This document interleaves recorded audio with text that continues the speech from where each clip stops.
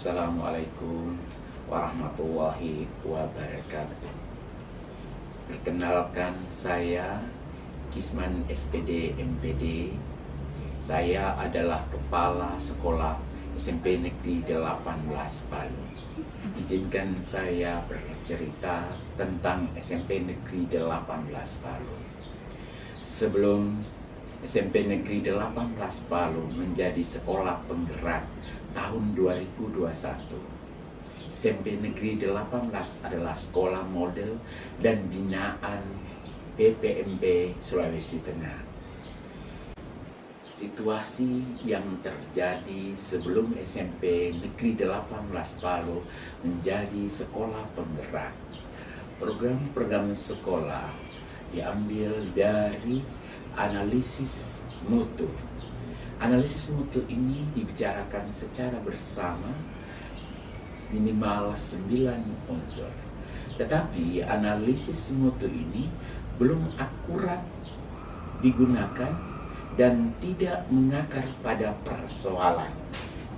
Dengan adanya rapor pendidikan rilis di tahun kemarin 2023, sangat jelas bahwa rapor pendidikan sangat bisa menjadi tolak ukur untuk dijadikan data utama dalam pelayanan pendidikan, menjadikan dasar dalam melakukan perencanaan dan implementasi perbaikan. Sementara sebelumnya belum sesuai dengan akar masalah.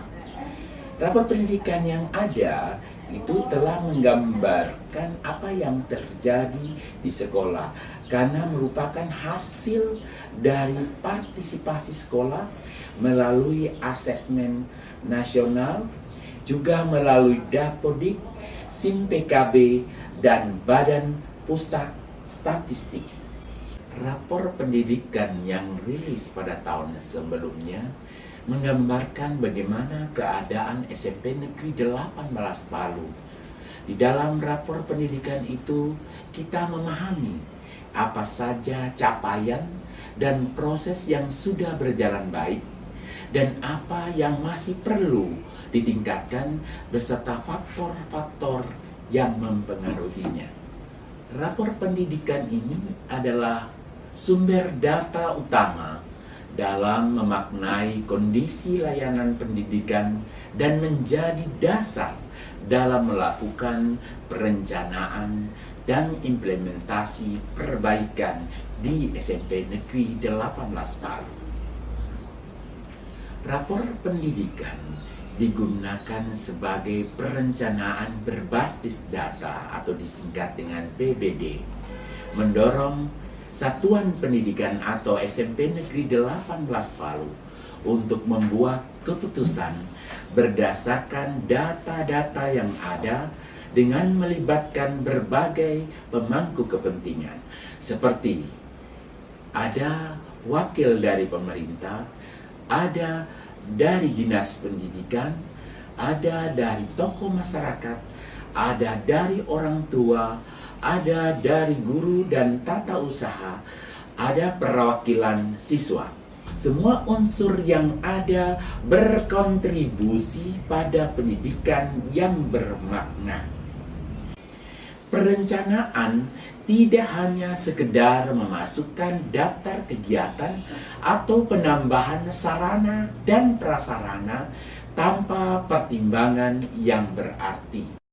Di dalam pemanfaatan rapor pendidikan ada siklus perencanaan yang terdiri atas 3 siklus. Pertama, mengidentifikasi masalah, yaitu berdasarkan capaian setiap indikator yang ditampilkan di dalam rapor pendidikan. Yang kedua, melakukan refleksi capaian. Refleksi dilakukan dengan mencari akar masalah yang ditemukan pada langkah pertama, yaitu identifikasi masalah. Kemudian yang ketiga, melakukan pembenahan. Berdasarkan identifikasi masalah dan refleksi capaian, maka dapat dilakukan pembenahan. Tahapan identifikasi, refleksi, dan benahi yang biasa kita dengar bersama disingkat dengan IRB sangat penting dilakukan secara menyeluruh, sehingga sumber daya yang terbatas dapat dimaknai, dapat memaksimalkan dalam program pembenahan di satuan pendidikan di SMP Negeri 18 Palu. Hasil dari identifikasi, refleksi, dan benahi dituangkan dalam rencana kerja tahunan dan di breakdown jika menggunakan anggaran di rencana kegiatan dan anggaran sekolah. Dalam mengeksplor rapor pendidikan di SMP Negeri 18 Palu, ada dua cara yang kami lakukan. Yang pertama, menganalisis indikator prioritas secara bersama. Kemudian, menganalisis atau melalui unduhan rapor pendidikan. Sehingga terlahirlah program yang betul-betul mengakar pada permasalahan yang ada di SMP Negeri 18 Palu. Program yang ada betul-betul disusun bersama, sehingga program itu berasal dari bottom up, sehingga semua yang ikut dalam menyusun program itu akan merasa terlibat dan rasa memiliki terhadap program yang ada. Ini dapat memberikan daya dan memaksimalkan program yang ada di SMP Negeri 18 Palu, karena didukung oleh seluruh warga sekolah, didukung oleh seluruh stakeholder yang ikut terlibat dalam penyusunan program tersebut berdasarkan analisis rapor pendidikan. Melalui rapor pendidikan, berbagai informasi tentang indikator prioritas pada platform rapor pendidikan, yaitu melalui atau meliputi pertama ringkasan, kedua capaian indikator prioritas, ketiga akar masalahnya, serta inspirasi benahinya, membuat SMP Negeri 18 Palu betul-betul menyusun program itu sesuai dengan kebutuhan dari SMP Negeri 18 Palu.